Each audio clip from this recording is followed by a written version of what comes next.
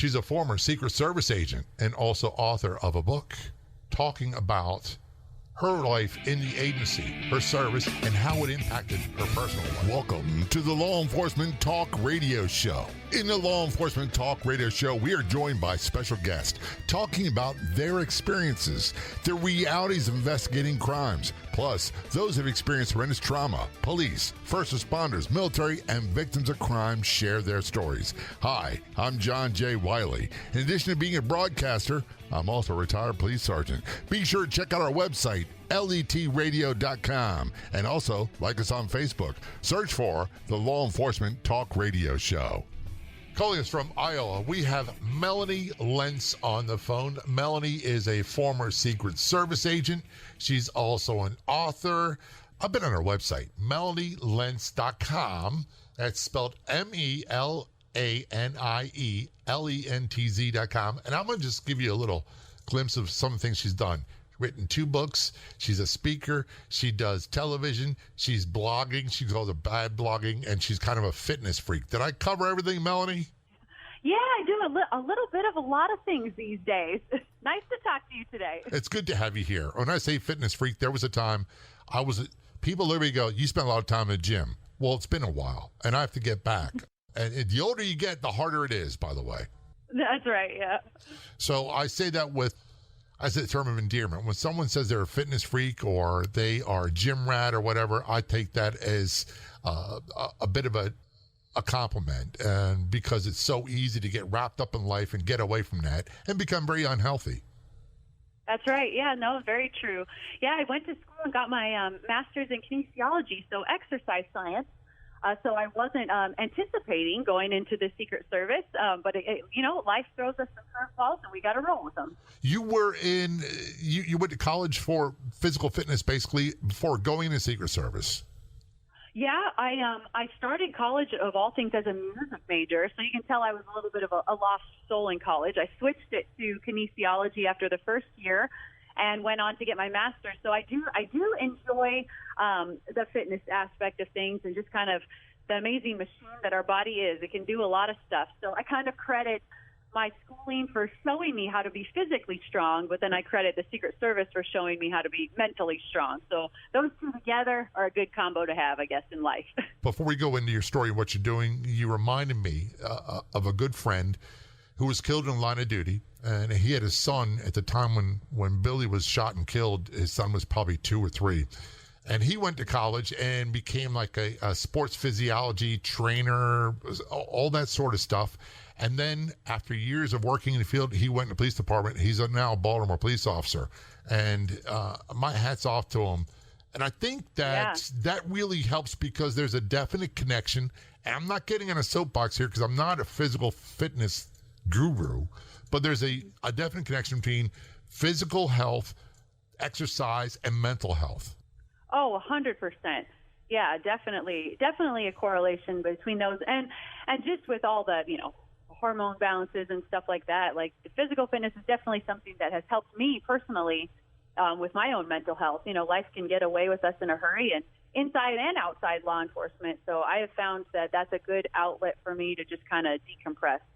Now, your book, the first one, what's the name of that book? That book is Agent Innocent, and it's how the Secret Service changed my life. That's kind of the memoir, and that's the beauty of memoir is that there's more to my story, which is a good thing. I became a Secret Service agent at 22 years old. I was the youngest female agent at the time. In fact, they told me at training I was the youngest female they'd ever hired. So I was definitely a bit of a misfit. So Agent Innocent is the memoir kind of about my experiences, and yeah, I started out as this gung-ho 22-year-old that was going to go in the Secret Service, and I was, trained to be an expert in physical protection at a really young age, and I did that well. I was too stubborn to quit, and unfortunately for me, I developed a lot of bad habits my first year on the job, and very relatable bad habits. Inside and outside of law enforcement, I ended up becoming this total workaholic. I protected others well and failed to do so in my personal life. So I said yes to work and no to my spouse, my loved ones for a really long time, and life will catch up with you. And my last assignment, so just in summary of my story, my last assignment was with former First Lady Nancy Reagan, And when she passed away in 2016, I was being treated for clinical depression. I was going through a divorce and really kind of hit some low points in my life when she passed away. And shortly after she passed away, I made the very, very difficult decision to leave the job I loved so very much and start over in my 30s. And I realized after the fact, hindsight is always 20/20, how much I had learned about protecting myself by protecting others. And so Agent Innocent is kind of the chronicle of my personal story and the life lessons I learned along the way. And, I'm happy to say I'm proud to be the woman I am today, and I credit a lot of the Secret Service training and those experiences with helping me get where I am today. So that's Agent Innocent for you, and kind of me in a nutshell, I suppose. That's not such a bad thing either, by the way. I've come to grips that law enforcement, working in the Baltimore Police Department, changed me. Sometimes some things for the better and some for the worse. And there's all things that we saw, which we'll talk about, that we experienced that impact you negatively. So my reaction to those things is pretty normal. And I'm okay with the guy I am today. Jokingly, a lot of people I have on the show that have been in law enforcement or military or whatever it might be, they'll say, I'm damaged goods. But I'm okay with that. And then we laugh and say, yeah, I'm okay with that too, because it's part of life. That's exactly. I love it. I love how you just said that. Yeah, exactly. I'm not going to be the same guy I was when I was 18. It's just not going to happen. No, and nor do I want to be that person again. I had to deal with some stuff to be who I was supposed to be in life, for sure. So your career in the Secret Service paralleled mine in some ways, and we'll talk about your career when we return from break. But I did like 11 years and a couple months. I got hurt. I thought I sprained my wrist in a very violent situation. Wound up having surgery, a steel plate put in, then 2 more surgeries. I didn't realize, but I was retired at the age of 33. And all of a sudden, my entire life as I knew it was over and gone. And it's like, now what do you do? Now what kind of life do you want to have? Because the life I knew was gone. Exactly. No, I relate to that. Definitely some parallels with my story, for sure. It's a weird thought how your identity can get so wrapped up in your occupation. And I actually have a funny story about the day I turned in my badge and my gun and my last day as an agent. I had made the decision to leave shortly after Nancy Reagan passed away. And so I had to go to the field office in Los Angeles because Nancy Reagan was in Los Angeles. So I had to go to the field office and turn everything in. You do your debrief, you give them your credentials, the gun, the badge, all that stuff that I've been carrying around for almost 10 years. And I walked in, did our debrief, and, I think it was my ego. I thought, they're going to beg me to stay, they're going to try to talk me out of it.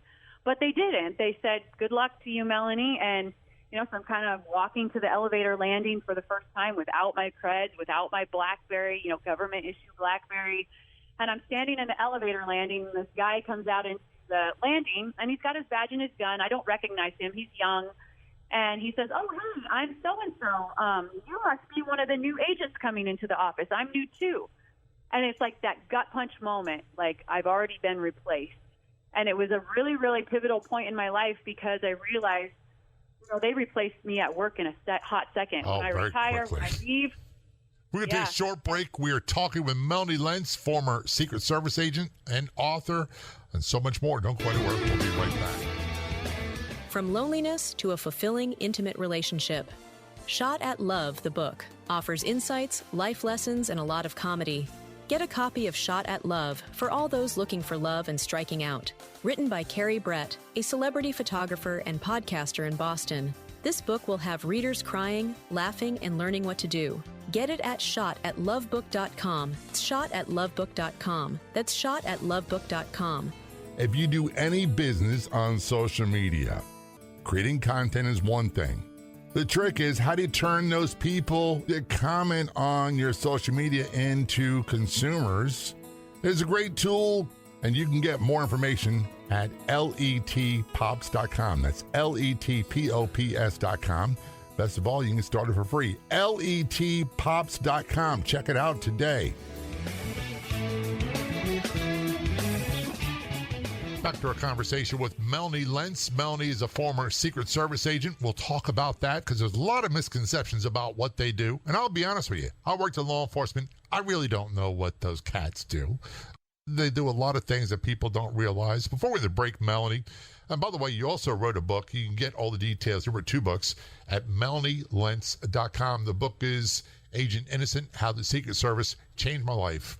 And you also have another book called Advanced Work. Before we break, you're talking about the day you left the agency. And when you got in the elevator, there's a brand new agent, introduced himself, and it's like, you must be brand new. And I'm judging by your conversation that it sounds like it was a bit of a gut punch for you.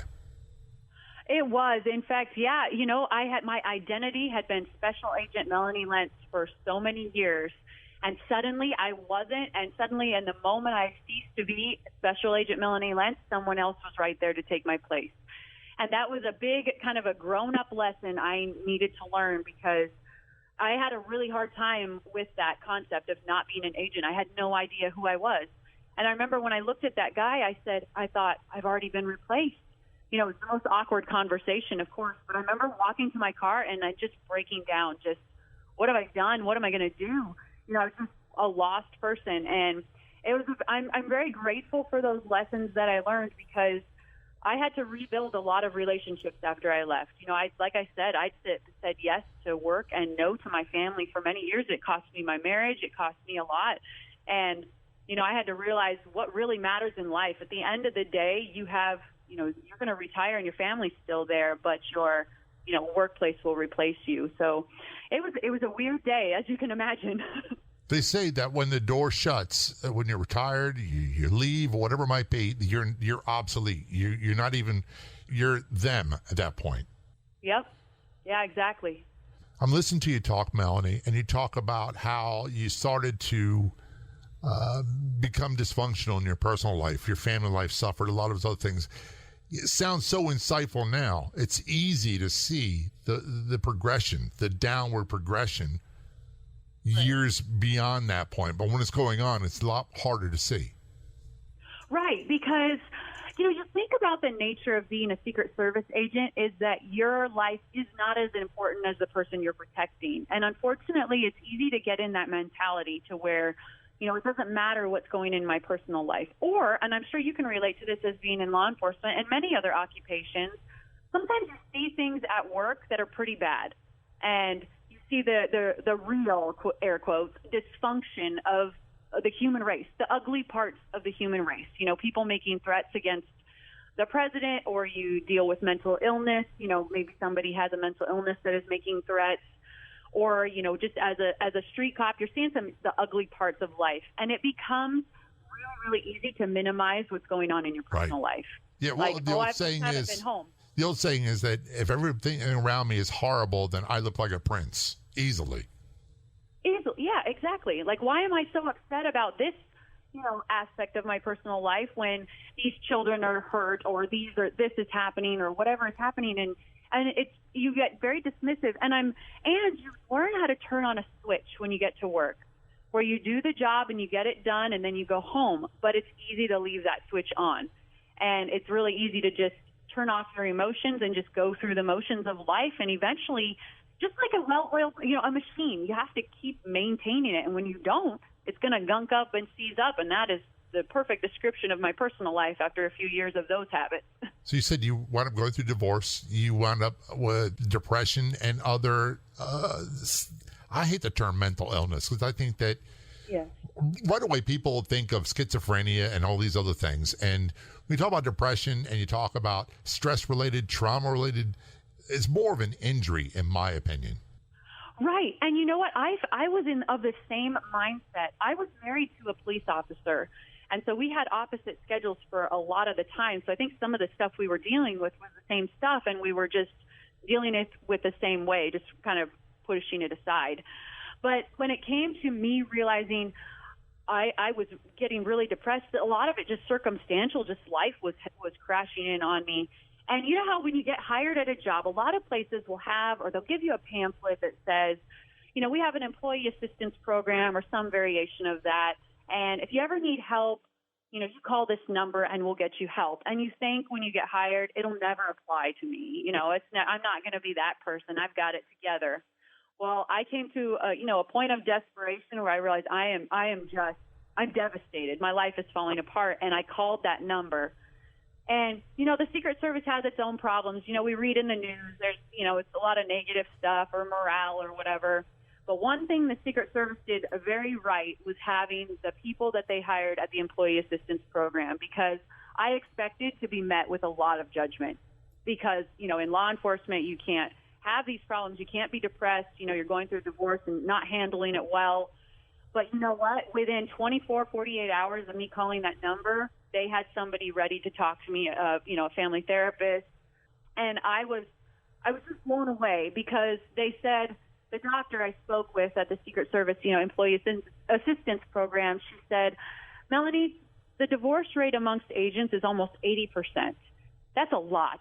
She was like, you guys deal with a lot in your daily life. Do you think you're the only person in law enforcement that is dealing with this kind of stuff? You're not.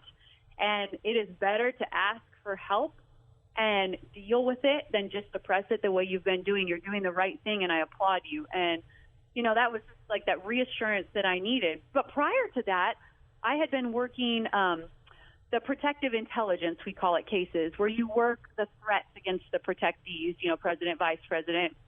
And a lot of that is dealing with mental illness. Yes. So my exposure to mental illness was the schizophrenics writing the letters to the White House, people that are very, very sick. And so I was very naive about mental illness and very judgmental, to be really honest, at first.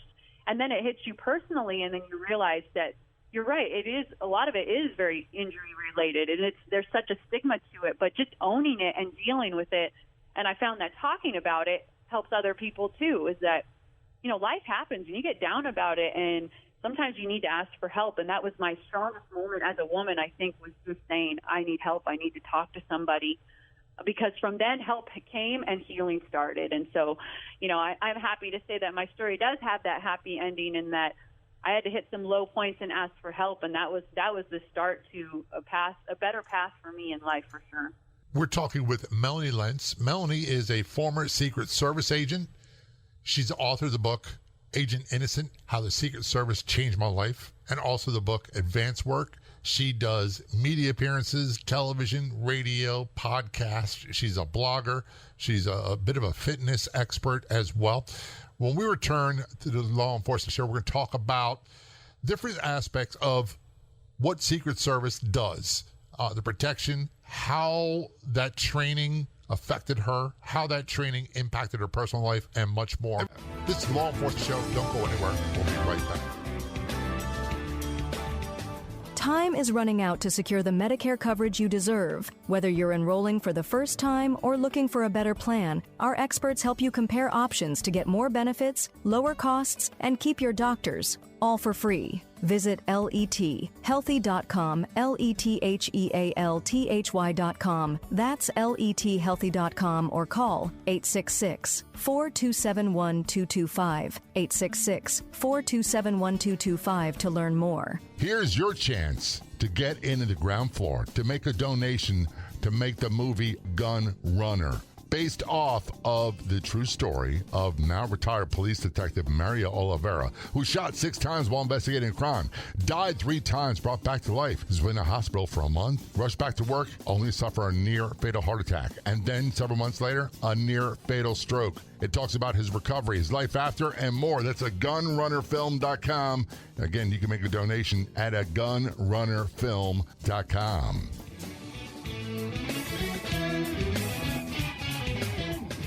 Back to our conversation with Melanie Lentz on a Law Enforcement Show, former Secret Service agent. By the way, thank you for your service. But go to our website, melanielentz.com. Author of the book, Agent Innocent, How the Secret Service Changed My Life, and the book, Advanced Work, and so much more. Going back in your story, Melanie, you talked about being in college, changing your major a couple times, and then deciding at 21, 22, you want to go become a Secret Service agent. Was your family shocked that you made that decision? It's actually a funny story how that came about. I was in grad school thinking I was going to go the fitness route because I was getting my degree in exercise science. And my grandpa, of all things, of all people, he was a former Army airborne guy. And his best buddies had a daughter who was an agent. And so, her dad was always sharing the cool stories about all the adventures his daughter was having. And I was 21 at the time, and my grandpa was like, Mel, you might be good at that. I was like, Grandpa, I wasn't in the military or law enforcement. Like, what do I have to offer? I mean, come on. And he just said, well, apply. What's the worst they can do? Say no? And so I did. I filled out the application, and I thought, oh, it would be a cool job to have, That's, see the TV. I watched a lot of TV, so I thought, oh, this is a really cool job. I did not expect to hear from them. And they did. They called me to take the written test. The application process is quite long. So the first written test, I barely passed the written test because I didn't know anything about law enforcement in general or how to respond to things. And then I passed the initial interview, and it was at that point that I realized, I need to figure out what I do have to offer because I'm a young female. Secret Service agents are 90% men. So I'm already kind of an outlier, and then coupled with my age, I'm a double whammy, of underdog over here. So I had to figure out what did I have to offer. And for me, I realized, you know what, I'm so stubborn. I'm not a quitter. I am, I was a good student. I'm physically fit. I can handle the physical challenges. I know I can. They need to teach me. So my approach to the application process was, what's the point of training if you're not going to teach me everything I need to know? If I was expected to know everything going in, then what's the point? Right. I am here, I'm ready, I'm gung-ho, and I'm going to do it. And, gulp that. They bought it. So, you go through the polygraphs and the physical and all that stuff, and don't lie in your polygraph. And, I ended up getting a call right after, in the summer of 2007. I was 22 years old. And we had a landline still at the house at the time, and the boss in the Los Angeles field office called me and said, Melanie, we have an opening in the Los Angeles field office. Do you want it? And you leave in 3 weeks if so. So, gulp, my life changed with that phone call. How was the training? That was like barrack style you lived in? Yeah, so the Secret Service training has 2 academies. The first academy I went through was in Georgia, and it was at the Federal Law Enforcement Training Center, and that was about 12 weeks. And so that is general federal law enforcement training, and so it's not just Secret Service there. So my academy class was half ICE agent trainees and half Secret Service trainees. So we learned all the basics of investigating federal law, so the federal stuff. Once we passed that, then we spent another 18 weeks in Maryland, at the Secret Service Specific Academy, the Rowley Training Center. And that is where we take everything we learned in Georgia and then we apply it to the Secret Service missions, which are twofold, actually. A lot of people don't know we have a dual mission, protection and investigation. The Secret Service was originally started to combat counterfeit currency. Right. Back in the Lincoln era. It wasn't something that was established to protect the president at the time. That came much later. So we still investigate counterfeit currency and financial crime, as well as threats against the protectees, the people we protect, and then you physically protect those people. So the second academy was very specific to protection and those specific kinds of investigations. So you had to pass both academies to become a special agent there. If my memory is correct, and it oftentimes is not, when it comes to federal law enforcement, the Secret Service and the U.S. Marshals are the oldest agencies, and a lot of other ones stem from them. Am I correct? Absolutely. Yes, I believe you were correct there. I know the FBI stemmed from the Secret Service back in the day. So, yeah, they are very old entities, old law enforcement entities. So here you are, you're 22, and quite frankly, and to be totally honest, you defy a lot of stereotypes, which I love. I'm an Irish Catholic. I didn't come from a law enforcement family, but I fit a lot of the stereotypes that you have when you talk about law enforcement. Now, on the other side, we've got people like you, and there are a lot of people like you in city policing and federal, but a lot of people don't know that our agents, our federal law enforcement, our local law enforcement comes from every walk of life you can imagine. That's right. Yeah. I would say from my academy class, most did have some law enforcement or military background, but not everyone, which is kind of amazing that the mission happens and you accomplish everything because you all have something else to offer. Like, for instance, with me, I was so young, and I went through the same training, so I had to pass all the same stuff as these guys did. I had to practice a lot more than they did. You know, they'd handcuffed people before. I hadn't. So there was a learning curve for sure. But when you get out of training, I mean, if you think about it, I was 23 by the time I got to my field office assignment, and I looked about 17. Yeah. So who do you think they called when they needed somebody to go on surveillance with them? Me. The young because person. Yep. The I one who blended doesn't right look like in. a cop. I said in an earlier interview, I've always looked like a cop since I was a teenager. I still do. And I'll probably be the 85-year-old guy with a walker. They go, shh, there's the 5-0 right there. Be quiet. I'll always look that way. And you, on the other hand, do not.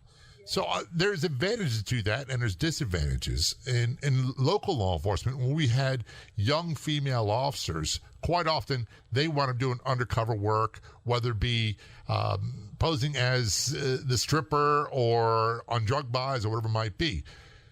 For the feds, in particular Secret Service, your mission is a little bit different. You didn't have that aspect, did you? No, not so much, but I have a funny story about a counterfeit investigation I helped out with. This was out in Los Angeles, and there was this they call them counterfeit notes, if you want to sound all sophisticated, a counterfeit note that was really, really good that had been circulating around. And it was so good that it was passing the casinos in Vegas their slot machines, and they're known to have some of the greatest counterfeit detection. Well, our surveillance ended up going from Los Angeles, and we drove all the way to Vegas following these guys. So when we got to Vegas, we still had to follow the people that were passing this counterfeit. I would go into the casino to follow the guys that were passing this counterfeit within the casino, and the security at the casino kept stopping me because they said I looked too young to be in a casino and asked where my parents were. So I got teased relentlessly by all the guys on my shift because every time I went into work for my surveillance shift, I had to go to the security desk to get a wristband so that they would leave me alone so I could do my job. So, funny stuff, like just those little funny moments that you have when you don't fit this mold that, they have. And it's great that you didn't and you don't, because quite frankly, that's a big part of what this show's about. So many people have no concept really what it is. For example, I didn't know, and I worked in law enforcement, I didn't know, and I worked in Baltimore outside of D.C., that the Secret Service had a uniform division until I met a guy who retired as a motorcycle cop, and they drove year-round in D.C. in the wintertime with a sidecar. And I'm like, I'm not going to say his name. You guys are out of your minds. That's right. Yeah, the Secret Service does have a uniform division, and they are the crew that if you go to, say, a campaign event or a presidential speech, they run all the magnetometers, so they're screening people coming in, and they also are responsible for security around the White House as well, and the vice president's residence and such. So there's an agent and a uniform division, and we all work together to kind of get the job done. There's so many things, so many little tweaks and things about the Secret Service that a lot of people don't know about. Before we go to break, I worked a presidential visit in Baltimore. I believe it was President Reagan at the time. And one of the instructions we were given is that we had to face the crowd and not the parade route. That's for a reason, and I'd laugh when I see people making commentary about that on social media. This is the Law Enforcement Show. We're going to do a short break. We'll be right back. One of your top destinations on the internet should be letradioshow.com. That's our website. You'll find every episode of the show as a free podcast. They're all converted to a podcast after airing on radio. You'll also find great blog articles, op-ed articles, and much more, all at letradioshow.com. That's letradioshow.com. Don't forget, it's all free at letradioshow.com. Your golden years are supposed to be easy and worry-free, at least in regards to finances. If you are over 70, you can turn your life insurance policy into cash. Visit letsavings.com. That's letsavings.com. letsavings.com. Or call 866-480-4252. Again, that's 866-480-4252 to see if you qualify. Back to our conversation with Melanie Lentz, former Secret Service agent on the Law Enforcement Show, also author of the book titled Agent Innocent, How the Secret Service Changed My Life, and also the book Advanced Work. Go online to our website, melanielentz.com. We're going to break, and a lot of people are making comments in social media. The latest election inauguration, they had the National Guard facing away from Proud Road. They thought they were making a political statement, and I wanted to correct people so badly. I don't do that on social media anymore. we were trained as a uniformed police when President Reagan showed up that we had to keep our backs to the parade route and watch the crowd. And that's what everybody did. So it wasn't a political statement, correct? We're correct. Yeah, no, that's exactly how we were trained. When I was at training, it was when George W. Bush was president, and it was the first time I'd seen the president. He came to ride his mountain bike on our training center grounds. And my whole academy class, of course, were like gawking, like, groupies looking at the president. And they told us at training, "What are you doing?" They said, "What good are you doing if you're just staring at him the whole time? You're supposed to be learning to protect him. Look around, look away. And you're supposed to stop anything from coming to him." So that was kind of a good learning point, is that, yeah, exactly. You're not trained to stare at that person. You're trained to watch the crowd and watch the people. Your head on a swivel, as they say. For most of us, we don't really get to see assassination attempts, and that's part of the job. It may not be one that happens often, but we did see it when President Reagan was shot in D.C. And the Secret Service agents, they are trained to throw themselves in front of the bullet. And that's what they did that day, and that's what they do every day. And I don't think people really comprehend, A, that you don't have the time to think about it, so it becomes a matter of relying on your training, and B, the impact of what that does to you. Exactly, yeah. They were trained at training to do the exact opposite of what would come naturally when gunshots are fired and that sort of thing. The agent Tim McCarthy, he's one of the agents that was shot when President Reagan was shot. I got to meet him at one point, and it's just one of those people that, when it came down to it, he did what he was trained to do. Yeah, it's a different mindset, and it's not an easy one. You have to train yourself to do that, and that's why you go to training for 8 months. Well, earlier in the conversation, you said that, and I'm going to paraphrase, you spend your career protecting other people and putting their needs and their safety first, and you disregard yours, and that had an impact on you, and a negative impact. Exactly, right. Like I said earlier, I said yes to work and no to my family. Somebody else's schedule and their routine was more important than protecting what I had at home. And, yes, being an agent is a demanding job. There are plenty of jobs out there where you'll miss some major holidays and you'll miss some birthdays and you'll miss some things in life just due to the nature of the job. But where I went wrong was that when I had opportunities to say no, say, hey, there was a trip and they were asking for volunteers. I didn't have to volunteer, but I would do it all the time when I could have said, there were plenty of other volunteers. I could have had a weekend at home to spend with my spouse because maybe he was off as well. And that will catch up with you. And my marriage had a lot of problems in general. And I think it's kind of a human nature thing to go where you feel most validated, and just to keep it real. I worked really hard at work. I had developed a good reputation after a little while, kind of proved myself as being a team player and a hard worker, that I felt validated at work, but my home life was a wreck. And you start avoiding being home. And I regret that. I live with a lot of regret for the way I handled a lot of things in my personal life. But it is very easy to get caught up in work in general. And like I said before, they'll replace you in a hot second, but I had to crash and burn to learn that the hard way, and I know that that's a very relatable thing. The whole work-life balance is nothing new in the world. We all deal with it in our own ways, and I'm kind of lucky, I think, because, you walk away from things and you walk away with a lot of regret. I left the Secret Service. I was depressed. I was going, mid-divorce, all that good stuff, and when I look back, I realized I was handed a gift with a giant bow on it, and that was the Secret Service and the stuff I learned and the protection aspects that were so applicable in my personal life. I remember when I went to Nancy Reagan's detail, I did not want to go there. I wanted to go to D.C. and do the big protection stuff, but my marriage was in trouble, and I was married to a police officer who was local to Los Angeles County, so moving would have been harder. So going to Nancy Reagan's detail was kind of a career suicide move, to be really honest. It was a small detail. She was in her 90s. And I was very bitter about going there. But I realized I went to a place where everyone else on Nancy Reagan's detail had made that decision for the betterment of their families. So if I had gone to D.C., the advice I would have been given was very career-driven, always job-related, and your personal life can wait. But instead, I am so blessed to say I walked into an environment at a really low point in my life where I received good, sound advice to remember what really matters in the long run.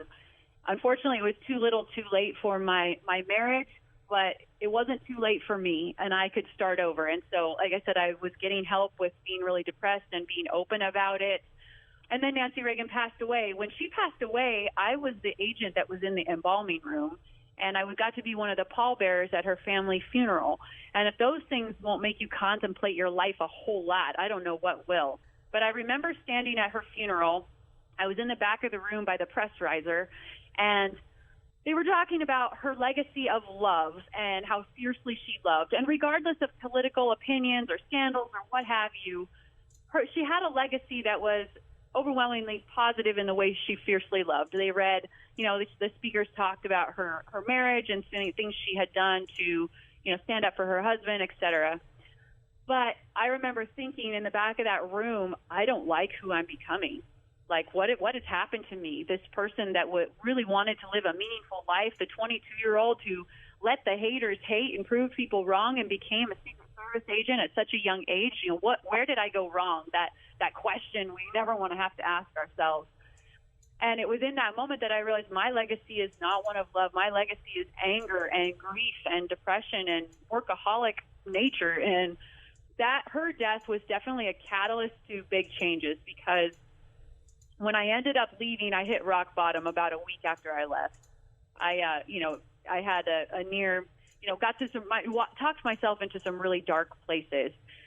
Luckily, I didn't do anything stupid one night, but I ended up having to build up from the ground up, and I've taken away a lot of the things about protection that I applied. Like, protection is all about access control, right? With your protectees, the people.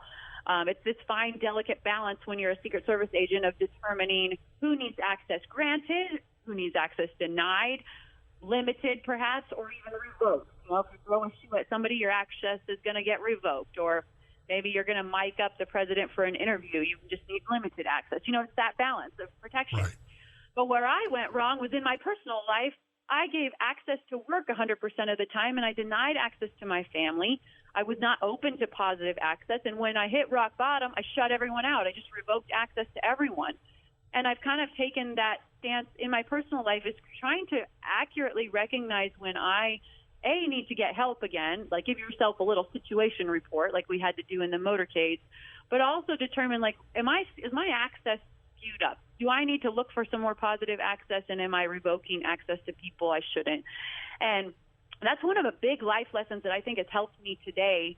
I ended up, after I left, about a year after, my family had moved out to Iowa, where I'm at today.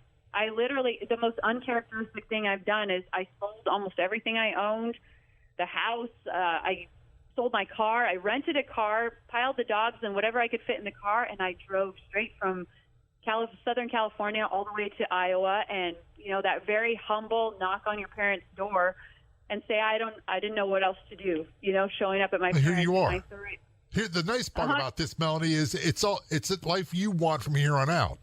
Yep, exactly. And I rebuild from the ground up, and it was the best thing I could do, the most humbling thing I could do, to show up and just say I'm a mess, and rebuild those relationships. But you know what?